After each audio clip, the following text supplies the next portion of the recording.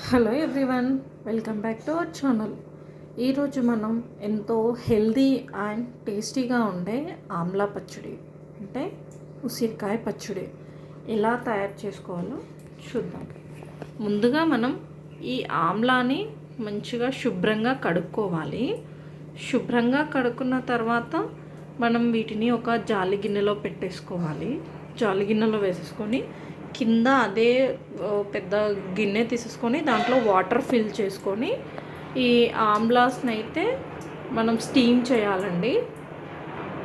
Steam ఎంతవరకు steam చేయాలి అంటే అవి మొత్తం మంచిగా స్టీమ్ అయిన తర్వాత ఆమ్లా అనేది పగులుతుంది అన్నమాట.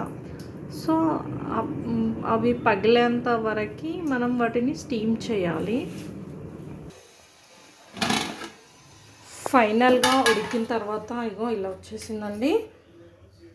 మనము ఇట్లా సంథింగ్ ఫోర్క్తో ఇట్లా ప్రెస్ చేస్తే మనకి తెలిసిపోద్ది. చూడండి, ఇవన్నీ ఇట్లా బ్రేక్ అయిపోయాయి.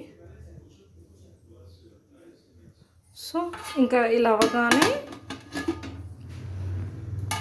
ఇలా పగలగానే మనం స్టవ్ అనేది ఆఫ్ చేసేసుకోవాలి. అవి ఉడికిన తర్వాత మనం ఇట్లా మొత్తం సీడ్స్ తీసేసుకోవాలి అండి. ఇప్పుడు మనం దీని తయారీ విధానాన్ని ఒకసారి చూద్దాం.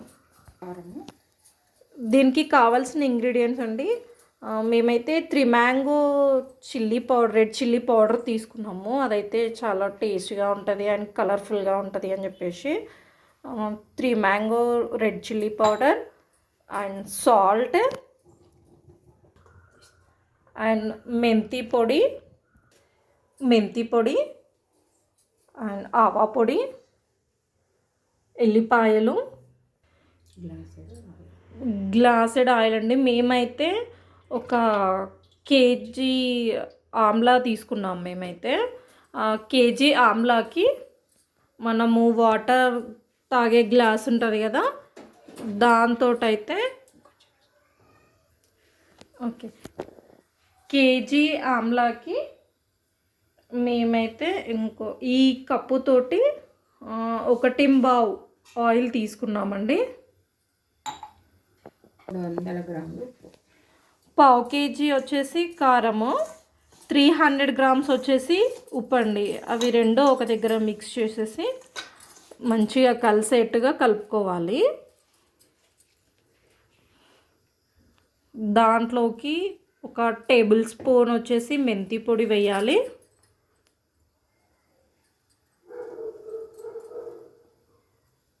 అండ్ 1.5 టేబుల్ స్పూన్ ఆవా పొడి. అవి వేసుకున్న తర్వాత మంచిగా మిక్స్ చేసేసేయాలి మొత్తం కలిసేట్టుగా.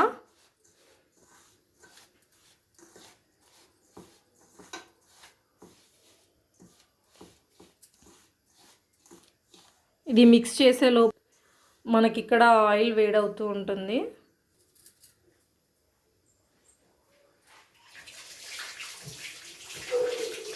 ఇప్పుడైతే ఆయిల్ వేడైందండి. వేడైన తర్వాత ఆవాలు, నెక్స్ట్ జీలకర్ర మంచిగా గోలిన తర్వాత ఇది సిమ్లో పెట్టి మంచిగా గోలించుకోవాలండి, లేకపోతే హైలో పెడితే తొందరగా మాడిపోతాయి. చూడండి, సిమ్లో పెట్టేసి మంచిగా గోలించుకోవాలి.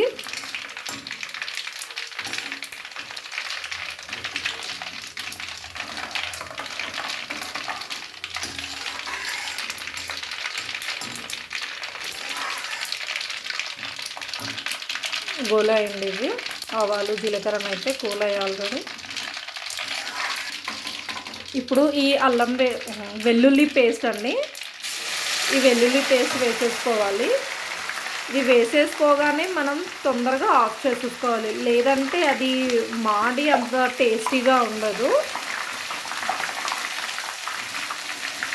వేయగానే మంచిగా కలిపేసుకోవాలి. అల్లం వెల్లుల్లి వేయగానే అయితే తొందరగా ఆఫ్ చేసేసుకోవాలి.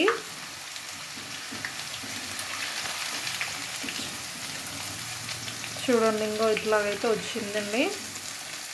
మేమైతే స్టవ్ ఆఫ్ చేసేసుకున్నాము.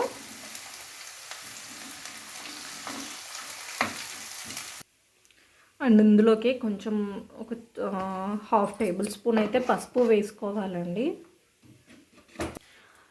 ఎందుకంటే పసుపు అనేది చాలా మంచిది కాబట్టి, సో మేమైతే మ్యాక్సిమం అన్ని పచ్చళ్ళలో మేమైతే పసుపు అనేది యూజ్ చేస్తాము.